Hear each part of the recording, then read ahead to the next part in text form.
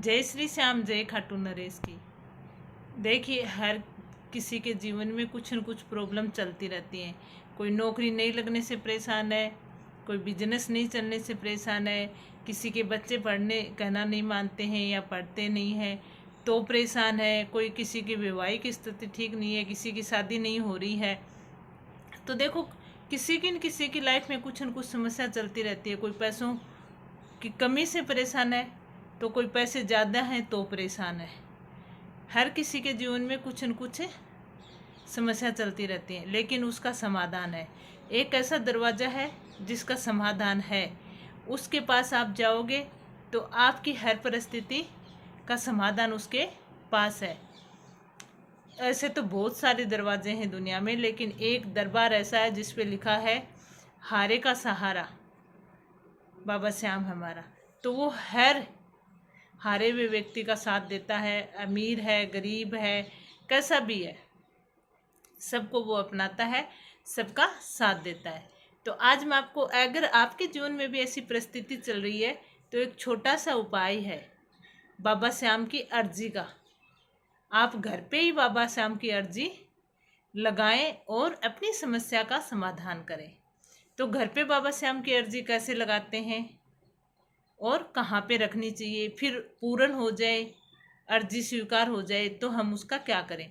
तो आप ध्यान से सुनना कि घर पे बाबा की अर्जी कैसे लगाते हैं।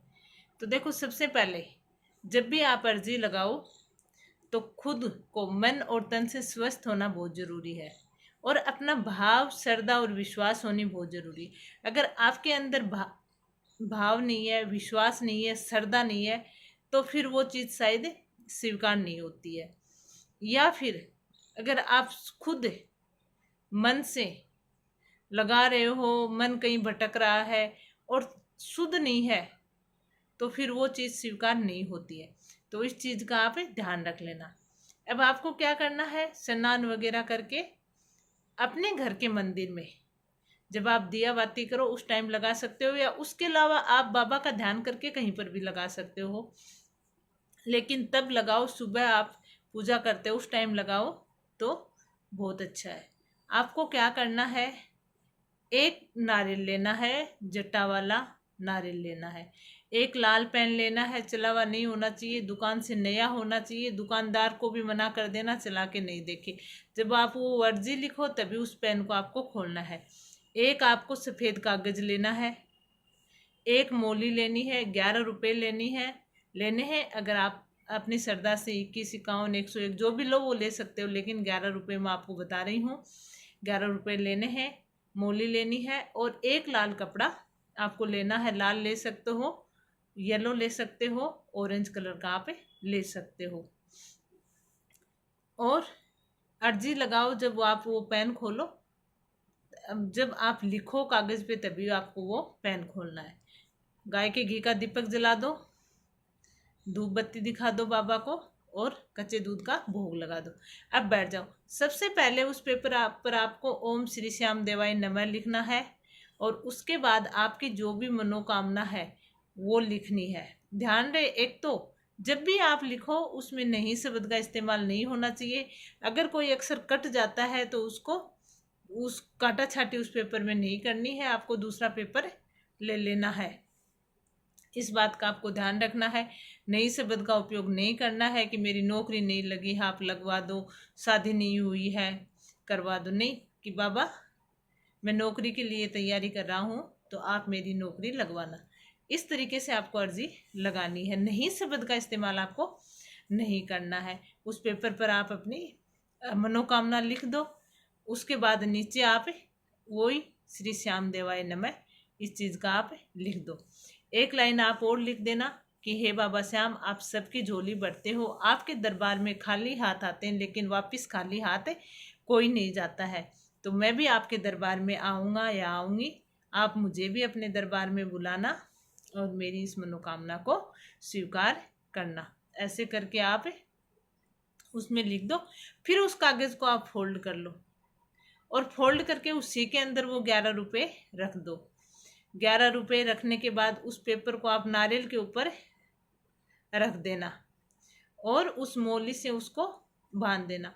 आपको इस तरीके से बांधना है कि नारियल के वो मोली खुले नहीं और वो जो आपने 11 रुपये अर्जी लिखी है वो कहीं गिरे नहीं आपकी। और लाल कपड़ा, फिर उस नारियल को लाल कपड़े के ऊपर रखो और उसको बांध के अपने घर के मंदिर में रख दो। बाबा श्याम की इमेज है तो सामने रख दो, बाबा श्याम की नहीं है, आप लड्डू गोपाल रखते हो तो उसकी इमेज को आप सामने रख, उस इमेज के आप अपनी अर्जी सामने रख दो। और नहीं है तो आप मन में बाबा को मानोगे हमारे मंदिर में विराजमान है, हमारे घर में विराजमान है, मेरे मन में विराजमान है, कण कण में विराजमान होते हैं भगवान। तो आप उसको मंदिर में रख दो और फिर देखना आपकी अर्जी स्वीकार हो जाए। तब आप कहीं पर भी आपके नज़दीक जो भी बाबा का मंदिर है आप उसमें वो चढ़ा के आ जाना। कोई ज़रूरी नहीं कि आप खाटू धाम ही जाओ, चुलकाना धाम ही जाओ, आपके नज़दीक जो भी मंदिर है आप वहीं पे चढ़ा के आ जाना। और तब आपको लगे कि हाँ अब मैं जा सकता हूँ खाटू, तब आप बाबा के दरबार में खाटू धाम जाओ। तो इस तरीके से आप घर पे अर्जी लगाओ और अपनी जो भी समस्या है उसका समाधान पाओ। लेकिन एक बात का ध्यान रहे कि विश्वास होना चाहिए, श्रद्धा होनी चाहिए। बिना विश्वास के अगर अर्जी लगाते हो, बाबा पे भरोसा नहीं करते हो तो भले ही मत लगाना। देखो एक बात मैं आपको बताऊं, एक भिखारी होता है वो मंदिर के बाहर बैठा रहता है और एक किसी कोई पीड़ा लेके जाता है, वो बाबा के दरबार में जाता है, बाबा को बोलता है, दोबारा वो आता है तो उसकी मनोकामना सिद्ध हो जाती है और जो भिखारी है वो वहीं बैठा रहता है। तो वो क्या होता है कि उसको भरोसा नहीं है बाबा के ऊपर। और एक जो खाली हाथ आया ठेठ बाबा के दरबार तक गया, उसको भरोसा है कि बाबा मेरा साथ देंगे। तो जब तक आपको भरोसा नहीं होगा तब तक वो चीज़ नहीं होगी। तो भरोसे से आप बाबा श्याम को श्रद्धा से अर्जी लगाना घर के, और इस तरीके से घर पे अर्जी लगाना, आपकी अर्जी स्वीकार होगी। हो सके तो आप द्वादशी के दिन अर्जी लगाओ, और आपकी मनोकामना है पहले आपको ज़रूरत है तो आप पहले लगाओ, नहीं आप द्वादशी के दिन घर पे अर्जी लगाओ, आपकी अर्जी ज़रूर स्वीकार होगी। बाबा की कृपा आपके ऊपर बनेगी, लेकिन विश्वास और श्रद्धा से। वीडियो अच्छा लगा हो तो लाइक ज़रूर करना और कमेंट में जय श्री श्याम, हारे के सहारे की जय, लख दातार की जय, शीश के दानी की जय लिखकर अपना जयकारा ज़रूर लगा देना। चैनल को सब्सक्राइब कर लेना। जय श्री श्याम, जय खाटू नरेश की।